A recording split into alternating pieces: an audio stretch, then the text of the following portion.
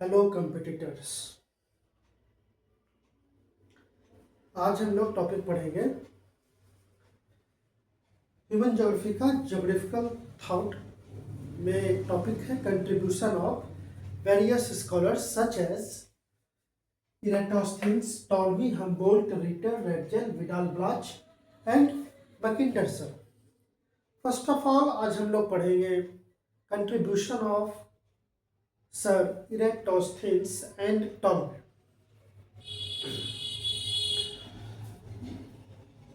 इरेटोस्थेनिस sir एक Greek mathematician थे, एक बहुत बड़े मैथमेटिशियन थे ग्रीक के। और बिफोर क्राइस्ट उनका टाइम पीरियड था 276 to 194 BC, मतलब महात्मा बुद्ध जी के टाइम पीरियड के लगभग 200 साल बाद। इन्हें फादर ऑफ ज्योग्राफी कहा जाता है। सबसे पहली बात, इन्हें क्या कहा जाता है? Father of geography. क्यों? क्योंकि ये पहले शख्स थे, पहले इंसान थे जिन्होंने ज्योग्राफी टर्म दिया। कौन सा टर्म दिया? ज्योग्राफी। हम लोग जो ज्योग्राफी पढ़ते हैं, जो सब्जेक्ट को जानते हैं ज्योग्राफी के नाम में, उस टर्म को इन्होंने ही ने दिया सबसे पहले, इसलिए इन्हें फादर ऑफ ज्योग्राफी भी कहा जाता है। यह सबसे पहली बात। दूसरी बात ये हुई, ये पहले इंसान थे जिन्होंने वर्ल्ड मैप बनाया। मतलब दुनिया का फर्स्ट वर्ल्ड मैप किसने बनाया? तो सर इरेटोस्थेनिस ने बनाया। और ये पहले शख्सियत थे जिन्होंने ग्रिड सिस्टम को स्टैब्लिश किया। ग्रिड सिस्टम का मतलब होता है a system of latitude and longitude. आज हम लोग जो गूगल मैप यूज़ करते हैं उस पर देखते हैं किसी भी लोकेशन का कोऑर्डिनेट दिया रहता है। कोऑर्डिनेट का मतलब उस खास पॉइंट का, उस खास लोकेशन का एक खास लैटिट्यूड और लॉन्गिट्यूड, उस लैटिट्यूड और लॉन्गिट्यूड के सिस्टम से ही हम लोग किसी स्पॉट पे या पॉइंट पे पहुंचते हैं। तो वो इस्टेब्लिशमेंट सबसे पहले किया इरेटोस्थेनिस ने। और हमारे अर्थ का सरकमफेरेंस, हिंदी में परिमिति कहते हैं, तो अर्थ का सरकमफेरेंस सबसे पहले कैलकुलेट करने वाले सर इरेटोस्थेनिस थे। First to calculate earth circumference. और इन्हें फादर ऑफ ज्योग्राफी भी कहते हैं। क्या कहते हैं? Father of geography. ज्योग्राफी क्या होता है? Science of measuring geometrical shape of earth. Science of measuring geometrical shape of earth is a geography. और ये स्टार्ट करने वाले भी यही थे, इसलिए इन्हें फादर ऑफ ज्योग्राफी भी कहते हैं। बहुत ही इंपॉर्टेंट पॉइंट है। अभी तक जितने भी पॉइंट मैंने बताए सारे इंपॉर्टेंट हैं। जैसे कि फादर ऑफ ज्योग्राफी किन्हें कहते हैं? इन्हें कहते हैं सबसे फर्स्ट, सबसे पहली बार ज्योग्राफी टर्म किसने कॉइन किया, किसने दिया?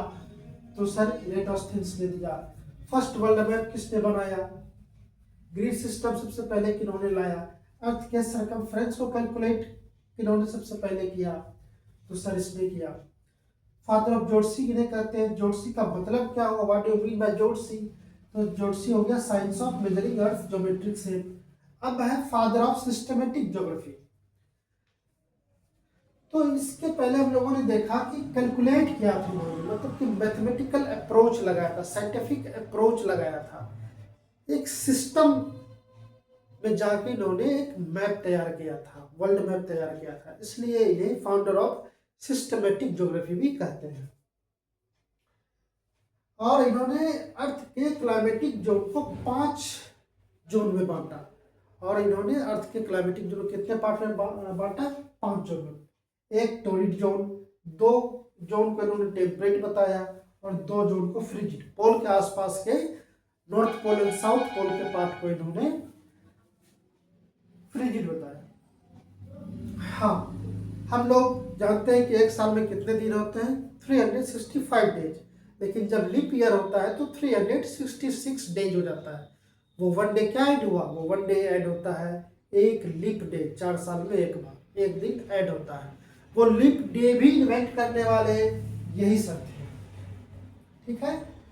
और अर्थ का सन से कितना डिस्टेंस है, मून से कितना डिस्टेंस है, ये भी कैलकुलेट करने वाले सर इरेटोस्थीनियस थे, इसलिए इन्हें फादर ऑफ ज्योग्राफी कहा जाता है। तो फादर ऑफ ज्योग्राफी कहलाने के लिए इतनी चीजें काफी है। ये देखिए, और देखिए, और इन्होंने कुछ बुक्स भी लिखी, जैसे द इक्यूमिनी ऑफ द अर्थ। आपको कभी क्वेश्चन आ सकता है कि द इक्यूमिनी ऑफ द अर्थ किसने पब्लिश करवाया था, या फिर किसने लिखा था, या फिर कभी द हैबिटेबल पार्ट भी आ जाए। ये दोनों, मतलब ये तो ग्रीक में द इक्यूमिनी ऑफ द अर्थ हो गया, और नॉर्मल कॉमन डेज में द हैबिटेबल पार्ट भी से कहते हैं इंग्लिश डन। तो आपको ये दोनों याद रखना है, कोई भी क्वेश्चन में आ सकता है। और इनकी डेथ जो है वो 194 बीसी में हुई है। एक साल पहले 195 बीसी में ये ब्लाइंड हो गए थे, अंधे हो गए थे, इन्हें दिखाई देना बंद हो गया था। इसके डिप्रेशन में कि मुझे दिखाई नहीं दे रही है, मैं कैसे अपना काम करूं, इस डिप्रेशन में, इस टेंशन में एक साल में ही इनकी मृत्यु हो गई। और ये उस टाइम के इंसान हैं जब आर्किमिडीज प्रिंसिपल आया था, और ये सर आर्किमिडीज के बहुत ही अच्छे दोस्त थे। याद ही होगा आप लोग को यूरेका साइंस का। तो वो और ये एक ही टाइम पीरियड के हैं, और ये दोनों बहुत ही अच्छे दोस्त थे। अब इसके बाद मैं आप लोग को बताऊंगा टॉलमी के बारे में। मैंने अभी बताया इरेटोस्थीनियस के बारे में, इसके बाद मैं आपको बताऊंगा टॉलमी के बारे में। उसके बाद नेक्स्ट क्लास जब मैं कर लूंगा तो हम्बोल्ट और रिटर के बारे में बताऊंगा। फिर नेक्स्ट क्लास में मैं रेटजल और ब्लाचे और मैकिंडर तीनों के बारे में बताऊंगा। ये सातों के बारे में जब मैं बता दूंगा तो फिर मैं आपको कुछ क्वेश्चंस करवाऊंगा जो डेट में आए हुए हैं, जो स्टेट में आए हुए हैं। तो इससे आपका क्या हो जाएगा कि एक प्रिपरेशन नेट के लिए भी हो जाएगा और स्टेट के लिए भी हो जाएगा, क्योंकि ये टॉपिक बहुत ही इम्पोर्टेंट है स्टेट के व्यू से भी और नेट के भी व्यू से, क्योंकि ये दोनों एग्जाम में इनसे क्वेश्चंस 2-3 आने ही आने हैं और आते ही आते हैं। तो खैर, बहुत ही सुंदर टॉपिक है। मैं थोड़ा सा पॉज लेता हूँ, उसके बाद मैं आपको टॉलमी सर के बारे में बताऊंगा। आप इन्हें एक बार अच्छे से देख लीजिए, राइट डाउन कर लीजिए नोट्स को।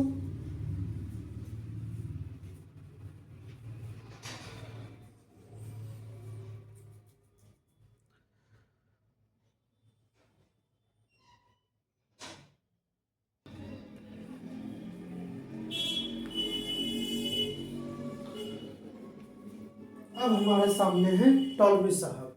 वैसे तो इनका पूरा नाम क्लॉडियस टॉलमियस था, लेकिन कॉमनली हम लोग कॉमन नेम से जानते हैं टॉलमी। ये एक रोमन स्कॉलर थे। ग्रिड सिस्टम को इस्टेब्लिश किया था, अभी जस्ट मैंने बताया कि सर इरेटोस्थीनियस ने। उसी ग्रिड सिस्टम को अच्छे से यूज करके मैप पे उतारा था, मैप बनाया था सबसे पहले क्लॉडियस टॉलमियस सर ने। और मैप प्रोजेक्शन के लिए, मैप बनाने के लिए एक मैथमेटिकल अप्रोच, मैथमेटिकल फॉर्मूला कर लीजिए, ये भी सबसे पहले टॉलमी सर ने लाया था। Established mathematical principles for map projections. और तीसरी बात उनकी कि इरेटोस्थीनियस ने अर्थ के क्लाइमेटिक जोन को 5 पार्ट में डिवाइड किया था। इन्होंने 3 पार्ट में डिवाइड किया। पहला टॉरिड जोन, इक्वेटर के आसपास वाले एरिया को इन्होंने टॉरिड जोन कहा। सेकेंड, मिडिल, बीच वाले को टेम्परेट जोन कहा। और पोल के आसपास वाले जोन को इन्होंने फ्रीजिड जोन कहा। मतलब कि ये अर्थ है और ये इक्वेटर है, ये क्या हो गया, ये हो गया टॉरिड जोन। और ये इलाका जो है, ये जो खाली है, ये हो गया टेम्परेट। ये क्या हो गया, टेम्परेट। और ये जो पोल है, नॉर्थ पोल और साउथ पोल, ये जो दिख रहा है, ये कौन सा हो गया, फ्रीजिड क्लाइमेटिक जोन। और टॉलमी सर ने 3 बुक्स लिखी, एक नहीं 3 बुक। ऐसे आपके काम के एक बुक ही है, लेकिन क्या पता आपसे तीनों बुक में से किसी एक बुक के बारे में भी पूछ ले, क्योंकि तीनों को टॉमी सर ने लिखा है। सबसे पहला बुक इन्होंने लिखा एल्मा जेस्ट, जिसमें कि उन्होंने डिस्कस किया था एस्ट्रोनॉमी को। Astronomy means science of space, science of heavenly bodies, sun, stars, galaxies, solar system etcetera. Second book Almagest के बाद इन्होंने पब्लिश किया, इन्होंने लिखा टेट्रा बिब्लोस। इसमें इन्होंने डिस्कस किया एस्ट्रोलॉजी को। एस्ट्रोलॉजी मीन्स होता है ज्योतिषी शास्त्र। ये हाथ दिखाते हैं लेकिन ये भाग्य रेखा है, ये जीवन रेखा है, ये मृत्यु रेखा है। तो ये एस्ट्रोलॉजी में भी इन्होंने हाथ आजमाया और उसमें एक किताब लिखा टेट्राबिब्लोस। उसके बाद जाके इन्होंने लिखा बुक ज्योग्राफिया। क्या लिखा?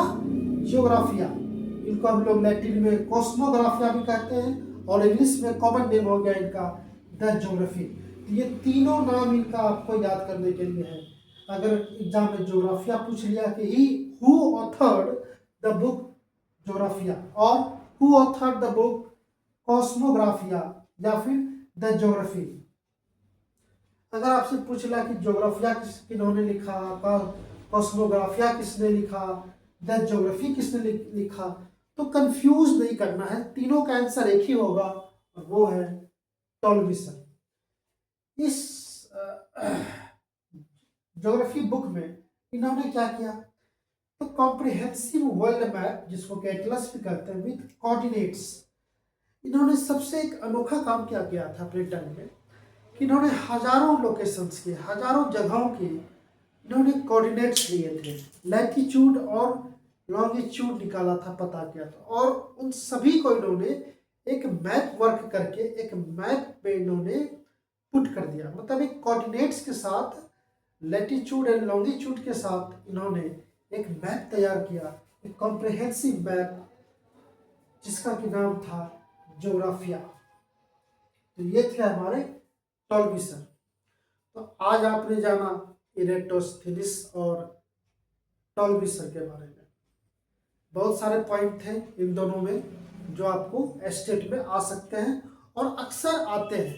इस बार आया है हम बोल्ट सर के बारे में और रेटजल के बारे में, और सिलेबस में इरेटोस्थेनिस भी है, टॉलमी सर भी है, बोल्ट भी है, रिटर भी है, रेटजल भी है, विडाल भी है, मैकिंटर भी है।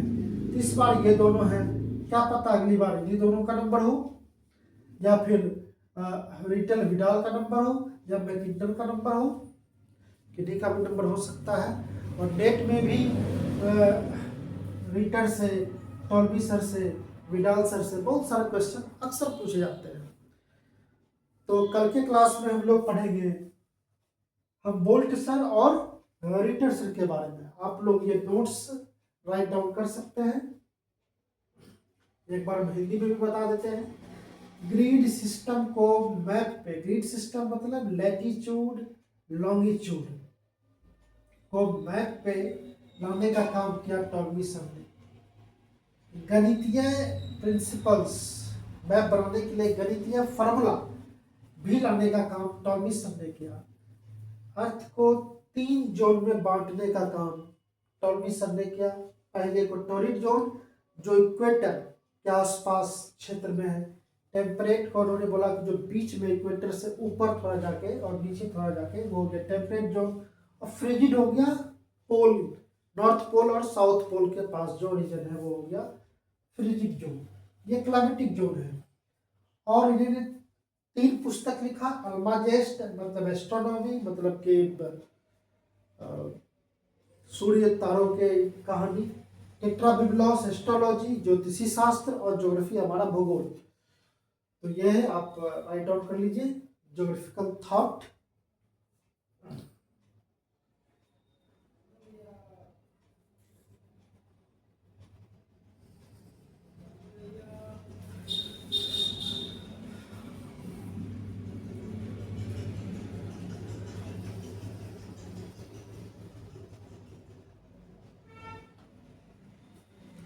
अभी मैं बस पॉइंट बता रहा हूँ, पॉइंट के बाद मैं हर एक स्कॉलर से कुछ न कुछ एमसीक्यू भी प्रैक्टिस करवाऊंगा।